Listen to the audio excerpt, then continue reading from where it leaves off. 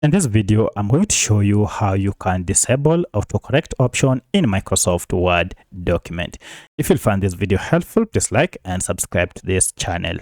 Alright, so if you don't want Microsoft to automatically correct any words, for instance, changing to uppercase the first letter in a sentence or any noun, or you don't want words to be highlighted with red showing misspellings, then you can go ahead and disable autocorrect.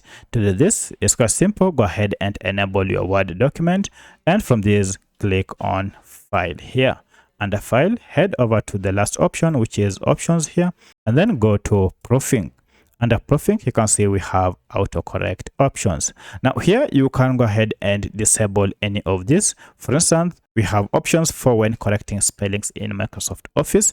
You can uncheck any of these according to your preferences. When you also come down here, you can also choose to check or uncheck when correcting spellings and grammar in Word. You can decide whether you want to check spellings as you type, mark grammar errors as you type, frequently confused words, or check grammar with spellings. Go ahead and disable any that you don't want by just unchecking on it, and go ahead and click on Settings.